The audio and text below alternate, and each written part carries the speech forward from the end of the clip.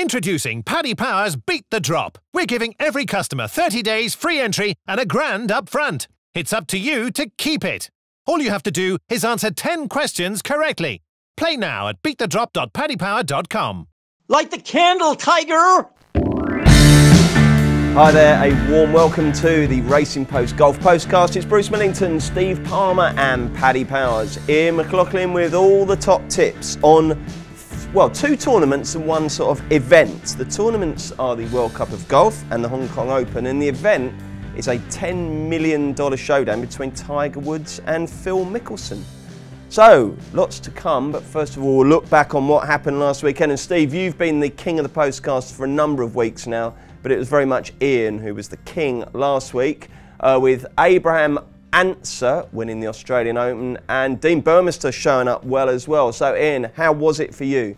Yeah, it was a good week for me. It was a small outlay. I think I outlaid about 150 quid in the week, and I got 800 back. So that pays for the rent and bills over here in Dublin, which is very expensive these days. So yeah, it was a cracking week. I was delighted with it. Excellent. So you'll be imbibing even more over Christmas, treating your loved ones to better quality presents, yeah? I say that now. This week could go a bit pear-shaped, and it might change it again. But at the moment, yes. Yeah, I mean, I'm sure you, like most blokes, are probably at least 4 weeks away from even contemplating what we're going to buy people for Christmas. So absolutely, a lot of water can go under the bridge. How about you, Steve? After your golden run, it was all looking so good, wasn't it? What was the real horrible day? Was it Friday or Saturday? I can't remember. Yeah, the weekend in general, really. I mean, I messed my staking plan up spectacularly and paid the penalty. I mean, you shouldn't be losing money if your headline tips finish 4th, 3rd and 10th, which is what happened. John Rahm finished 4th, labouring with a wrist injury in round 2. I don't know how much that scuppered his chances. Simpson finished 3rd, lost by a shot. Cameron Smith finished 10th, 1 shot outside of the top 5. But you shouldn't be losing money in that scenario, but I did, because I did Rahm and Simpson in a win double. And then I did an each-way treble, so Smith finishing a shot outside the places was an absolute disaster for me, cost me a fortune. Oh, blimey. Did you take it well, or did you go up to the pylon? Went to a public house, actually, to take on board some Cronenberg 1664.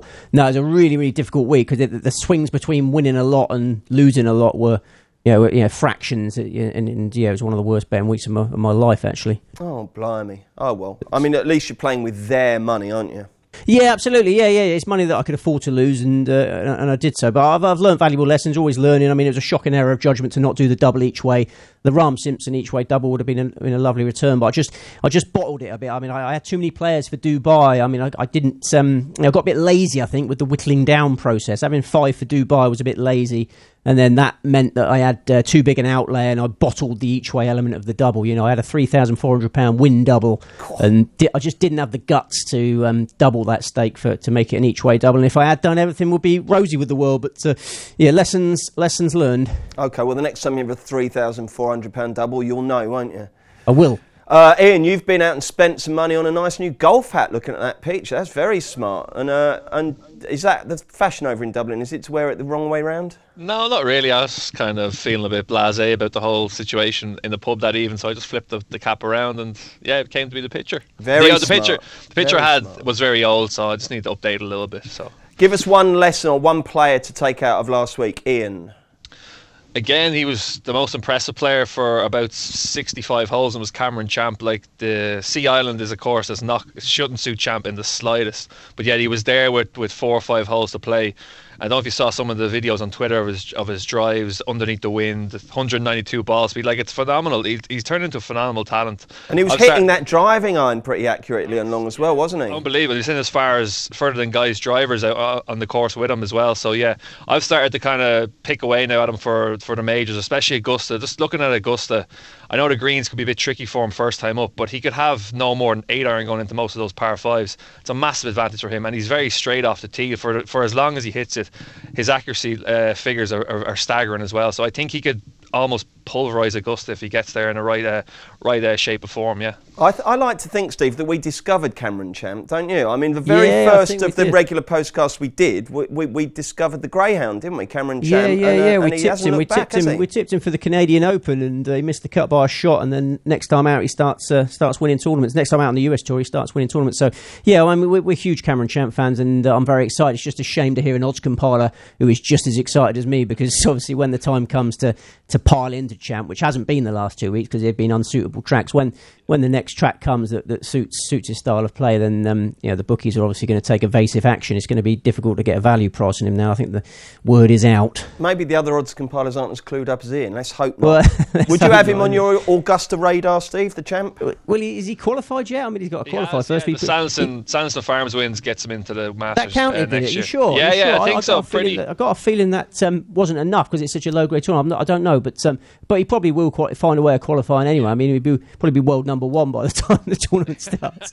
So, I mean, he is an incredible talent, and I'm confident of winning a fair bit of money on Cameron Champ in the next few years. Any other players catch your eye last week, Steve?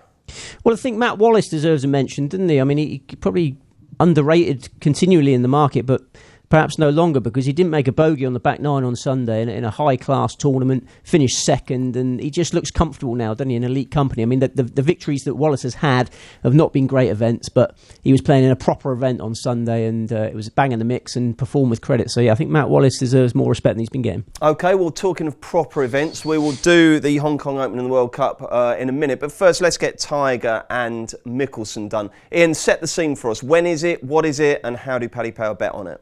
So we're at Shadow Creek in Las Vegas. It's taking place at 8 p.m. Our time on Friday, 23rd November, day after Thanksgiving in America. And the prices currently are Tiger Woods at 1-2 and Phil Mickelson at 13-8. And what's the format?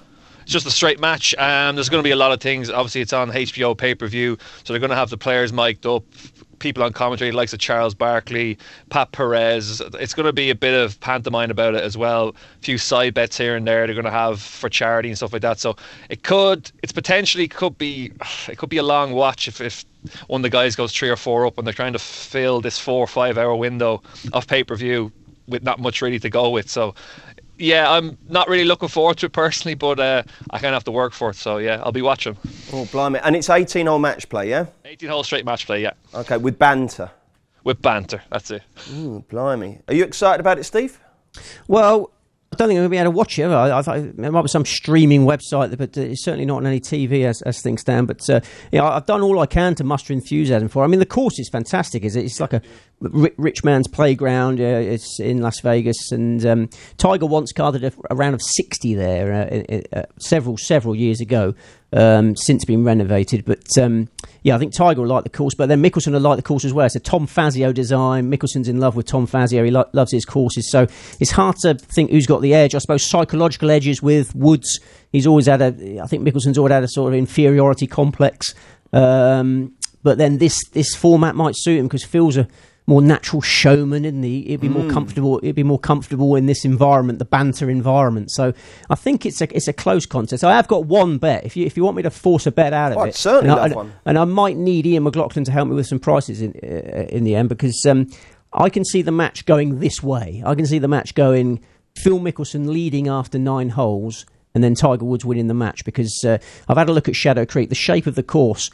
The front 9 plays mainly right to left, which will favour Mickelson's fades, and then the back 9 plays mainly left to right, which will favour Woods' fades. So, working on the theory that lefty will settle quicker, because I think he'll like the razzmatazz. I expect Mickelson to lead on those favourable early holes before the GOAT gets into his stride on the back 9 and asserts his obvious superiority. So I've seen Mickelson. There's prices on Mickelson to lead after 9 holes. I've seen 2-1 best price Mickelson to lead after 9 holes. I think that's a fair bet, but I can't see anyone doing the half-time. We need the double result, don't we? Yeah, we need the half-time full-time. Can you do me that, Ian? I could look to do that and today get the half-time full-time double result up. I'll probably be looking if he's leading after 9. Obviously he can lead by 1, 2 or 3, but the max Tiger's going to be probably 6-7-4. Probably the other side of Phil's leading after 9. So yeah, you're looking probably 6-7-1, I'd say. Yeah. Okay, good. Well, price that up nice and big, Ian, if you can bear that in mind. Absolutely. Okay, Ian, have you got a bet for us on this? I'd just be looking at the outright prices. I don't know how motivated these guys are going to be to actually go all out. It's not their money anymore. It's the sponsors' money now, I think, that's being I thought they were shelling out. Yeah, some parts of it have changed. I can't remember who the sponsor is now. I was listening to a podcast this morning with both of them being interviewed. I just remembered, I can't remember, I think it might be Capital One or something who are bringing up the money, the 9 million for them, or part of it anyway. And then obviously a lot of stuff's going to charity. At the prices, I probably just have a bet on Mickelson, really. I'm not going to be massively involved in the event at all, but at the price, I probably have a touch on Mickelson at 13-8. What was the other postcast like? Better than this one? No, it's just an interview with Tiger and Phil. It's quite interesting. It's the No Laying Up podcast on Twitter. It's a good listen. It's about 40 minutes long. I'd recommend it. Oh, right, okay. Yeah. You with your other podcasts. Let's do the European Tour Hong Kong Open next. Introducing Paddy Power's Beat the Drop. We're giving every customer 30 days free entry and $1,000 up front. It's up to you to keep it. All you have to do is answer 10 questions correctly. Play now at beatthedrop.paddypower.com. Be the right club today. Okay, welcome back. We've got 2 tournaments to look at this week, and we'll start with the Hong Kong Open, which takes place at the Hong Kong Golf Club, and it starts in the early hours of Thursday, so get your bets on before you go to bed on Wednesday. Ian, take it away with a show of Paddy Power betting. Yes, so 7 places this week in Hong Kong. Patrick Reed's heads are betting at 6-1. Tommy Fleetwood next in at 13-2. Sergio Garcia 7-1. Rafael Cabrera Bello 10-1. Matt Fitzpatrick 11-1. Lucas Bjerregaard 16-1 and 28-1 bar. Now, Steve, I know golf is quite relaxing, but it's still, 4 rounds, your preparation, your practice, all the travelling. I mean, what's Fleetwood playing at? He must be absolutely knackered. He hasn't had a day off in ages, has he? Yeah, he's bonkers, isn't he? I mean, I think he must just have some sort of lack of confidence because he hasn't been at the top level of the sport for long, and there must be something in the back of his mind thinking, make hay while the sun shines. Because you're right, he is an elite player now, and he shouldn't be playing the Hong Kong Open. I would imagine the sponsors have dished out a fair old whack to give him a nice appearance fee. But yeah, he's been on the go for so long; it's bonkers that he's there. But yeah, it's good for punters because he's jostling for favouritism with Patrick Reed, and Fleetwood is difficult to fancy. It's 6-1, very short price. Now then, this tournament has had some shock winners down the years. S. Brazel, I don't even know, I've never heard of S. Brazel. He won it in 2016. We've had Scott Hend winning at 2014 at 150s. And last year, Steve, I think they were outsiders, but you fancied them, didn't you? Wade Ormsby and Bjork, both at 80-1. So it's a tournament that you're pretty good at, isn't it? Very much so, yeah. I like this tournament. I like this tournament a lot, and I like the golf course.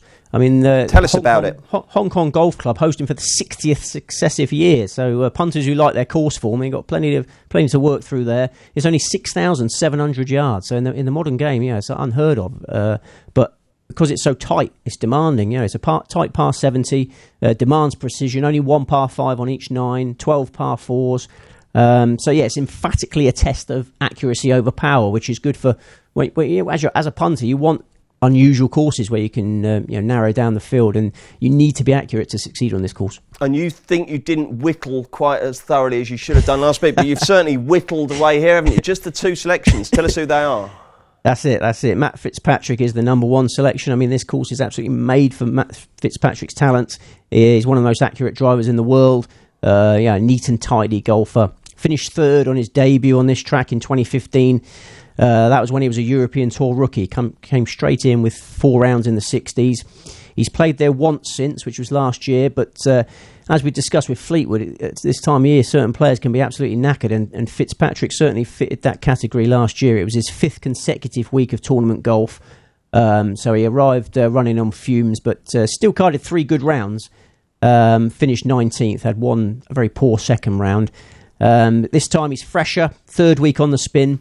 Missed the Ryder Cup, of course, which he wasn't very happy about. He's keen to remind everyone he's one of the best players in Europe, which he undoubtedly is. He's won 5 European Tour titles, and he turned 24 in September. So he's an absolute winning machine on his home circuit. Okay. And, have you got a picture? Can you see me, Steve? Because I can never see you or Ian during these things. No, I can't see you. Have you got a Racing Post with you, or do you use the electronic version? I don't like to point out mistakes, but this picture of him on page 108, it doesn't look anything like him. I'm sure it is. The boys on the sport are far too professional to get that wrong. But have you got a copy of it there, Ian? No, I don't. Yeah, I've got it. Yeah, that's him. Definitely him. Yeah, that's him. Yeah, he's got a baby face, isn't he? He's just one of these blokes that's never going to grow up. He just looks like a little choir boy. Looks like a little choir boy. Phew, thank goodness for that. Okay. No, that's him. And he improved every day in Dubai last week. Rounds of 74, 72, 70, 69. So I like it when players build towards the following week like he did. So, he can be back-to-back European Tour triumphs for Sheffield. Any Sheffield listeners out there? I think you can be very excited because Danny Willett won in Dubai last week. And indeed the third succession for South Yorkshire with the old Worksop's in Derbyshire, so yeah. But it's the same neck of the woods, isn't it? Yeah, it's all up north. But back-to-back Sheffielders, I think. Okay, and who's your other tip? And then my other one, 2 against the field, is Jason Scrivener. You mentioned those accurate Aussies which won the last 2 editions, Sam Brazel and Wade Ormsby. We could have a third successive Aussie winner. Aussies have actually won 3 of the last 4 editions. Scott Hend won in 2014. And this track has some similarities to some of the tight tree-line tracks you find down under. There's reasons for understanding that. And I've liked Scrivener for a while. He's looked a potential European Tour champion for a while. He finished third. He finished alongside Fitzpatrick in third place in that 2015 Hong Kong Open. And like Fitzpatrick, Scrivener was a European Tour rookie at the time. He was world number 448, in fact. So he was massively inexperienced, but finished third. So Hong Kong Golf Club, clearly his cup of tea. His only subsequent visit to the track came in 2016, and he finished 10th. So 2 excellent spins on the track. Rock solid recent form. 6 of his last 8 events have yielded a top 25 finish.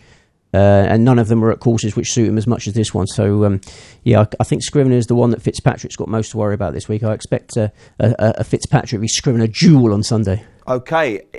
Ian, how many selections have you got for this one? I have 3 selections this week. 3. Away you go then. Top tip this week is Shubhankar Sharma. He was 41st last week in Dubai, was in 9th position through 3 rounds, and was poised for a big finish, but a final round 80 scuppered his chances. I think we're getting a little bit more value this week than we should. Looking through his results this season, his best finishes has come in the Southern Hemisphere, and in particular in Asia. He won the Joburg Open in December last year, followed that up with a win in Malaysia in February. He was 7th in his National Open in India in March. Now, Fangling is a very tight course, and Sharma has a very good piece of form in a similar type of setup. He was 9th in the WGC Mexico Championship in March, very tight tree-line course. His 10th here and debut last year is also a very eye-catching piece of form. He'd be my main pick of 40-1.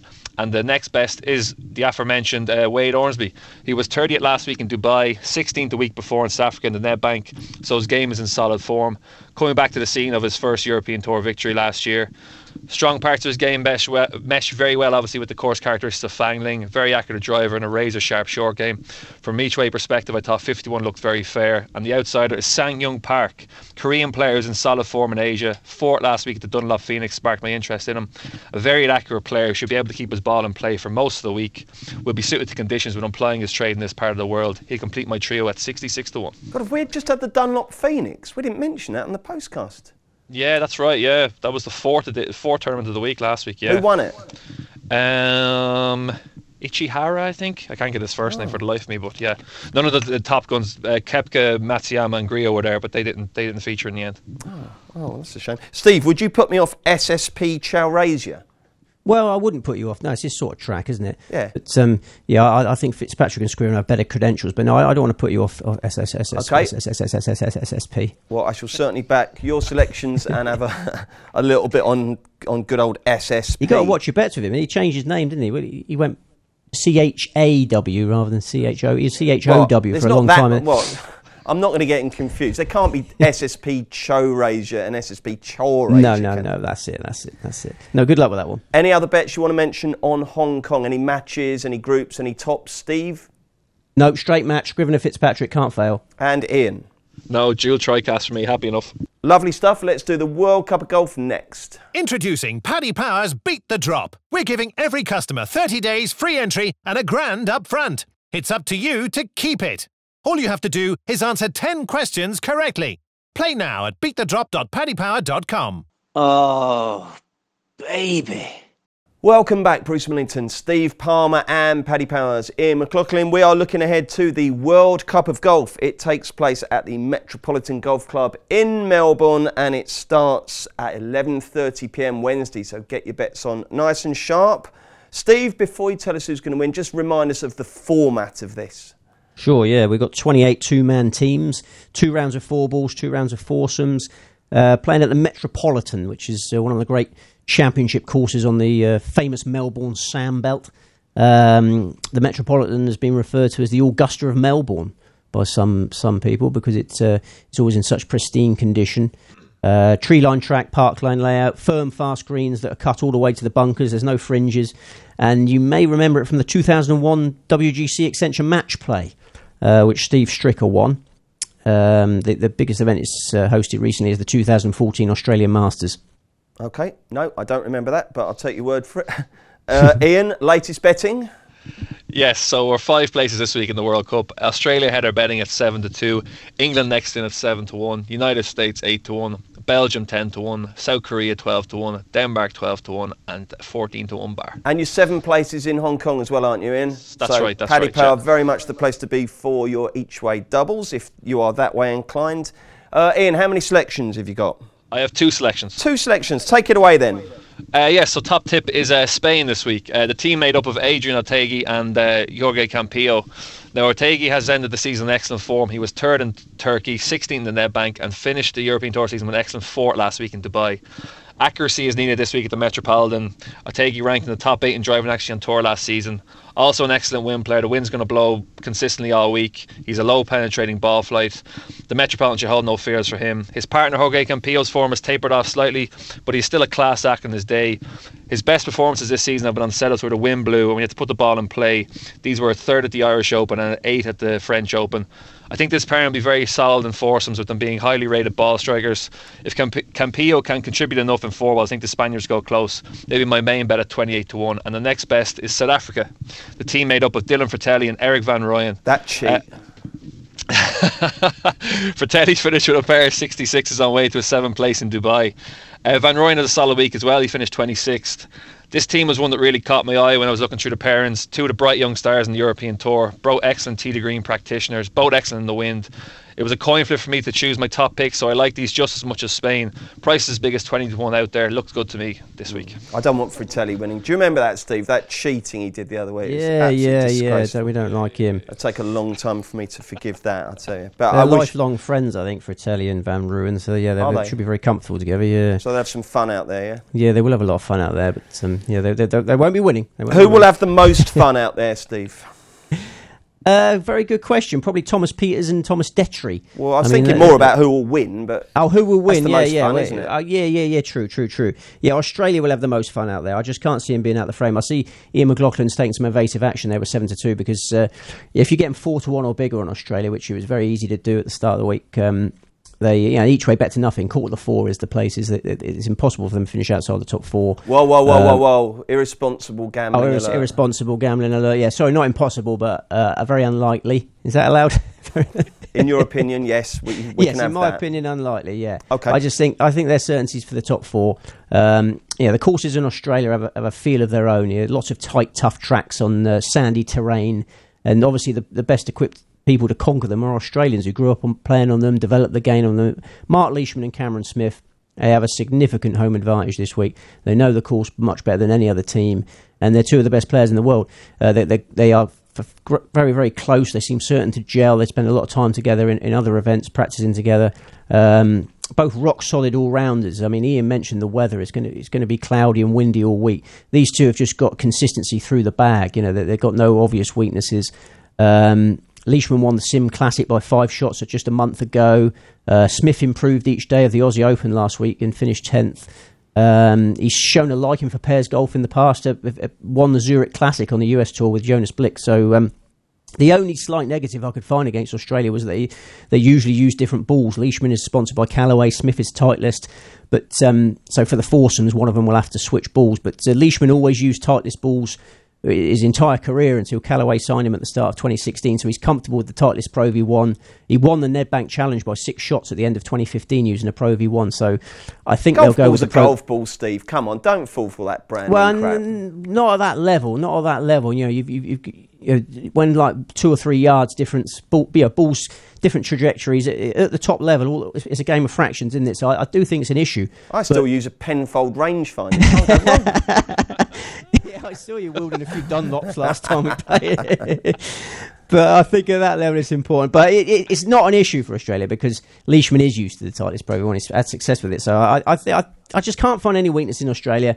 And again, I don't like backing favourites, but I think they're by far. Yeah, you could just have one bet this week and go with Australia. I have got another one if you want it. Oh, very much so. just a little bit of backup, a little bit of each way backup. I think Belgium, the aforementioned Belgians, Thomas Pieters and Thomas Detry. I mean, Detry is like a Thomas Pieters clone. They're almost exactly 1 year younger than Thomas Pieters is Thomas Detry. They both went to the same stateside college in Illinois. They play the game in a similar way, a power-packed attacking fashion. And we're discussing the balls again. They're both Callaway sponsored, so they use exactly the same ball week in, week out. They can tee up in the foursomes with comfort. Peters has found form at the end of the year, posted 3 top 20 finishes in a row in European Tour Final Series company. He closed with a 67 on Sunday for 12th place in Dubai. Again, he's proven in pairs golf. Obviously, the star of the 2016 Ryder Cup. And Detry's going to come to the party as well because he's got form figures of 3-7-29 in the last 3 weeks in Turkey, Nedbank and Dubai. He's improving all the time. He's a European Tour champion in waiting. So if the Belgians take a shine to the course and keep their discipline, they can be a bit headstrong and the conditions are going to be tough. So they need to stay calm and dig in. I think if the Belgians click on this course, then they're the only team in my eyes who's got the potential to down the Australians. Those two bastards owe you, don't they, Steve? If you look at all the players you've tipped consistently this year who probably haven't returned you quite as much as you'd have liked, they're right at the top of the list, aren't they? Yeah, you're right. They do owe me. I mean, they're both young, 25 Detry and 26 Peters. They both still got the world at their feet. Well, let's just hope the bright lights of Melbourne don't distract them from business. I've never been there. They got particularly bright lights, have they? Oh God, yeah, it's a fantastic metropolis. Yeah. Is it? Well, funny enough, you talk about the weather. My son's got ticket. He lives in Melbourne, and he's got tickets for the 2020 Australia v India on Friday, and he's worried that it's going to get rained off. The forecast's absolutely horrific for the first 2 days. Not just windy and cloudy; it's going to absolutely piss down apparently. Well, he'll have to get himself down the metro, mate, won't he? Get yourself down the metro, you great galah! What accent's that? What is You lived out there. The golf's not going to. It. Oh no! I've tried to erase that from my memory. My Australian years. Yeah, I was only 10 years old, and was that one of the saddest years of your life?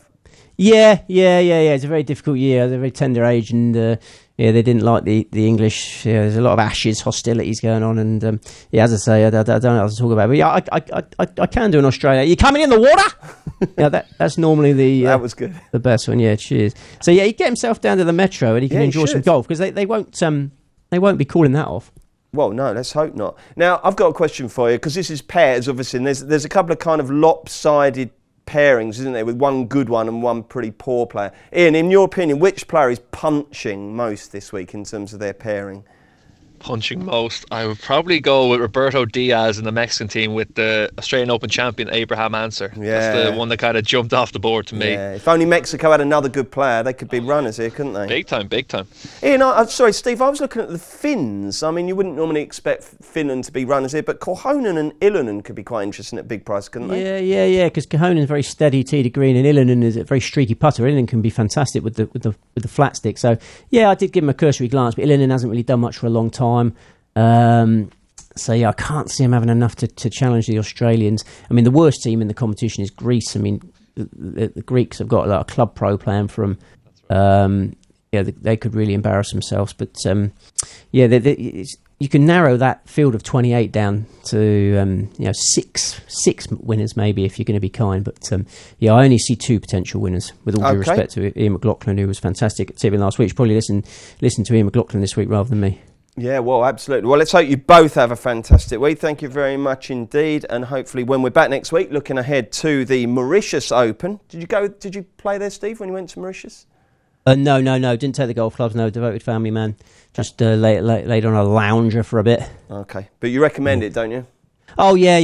That's one of my favourite places on earth. Excellent. Get yourself down there. And we've also got the Australian PGA Championship and the Hero World Challenge. So 3 good events to preview next week. Hopefully some tales of how the lads have won themselves and indeed us some money. We've got a football postcast on Thursday. I will be back in the chair on Friday looking ahead to a fantastic weekend of racing, including Mike Byte and co in the Betfair Chase up at Haydock. We'd love you to join us for those, but if you can't, then please do come back next Wednesday for another Racing Post Golf Postcast. Introducing Paddy Power's Beat the Drop. We're giving every customer 30 days free entry and $1,000 up front. It's up to you to keep it. All you have to do is answer 10 questions correctly. Play now at beatthedrop.paddypower.com. Give him the hole!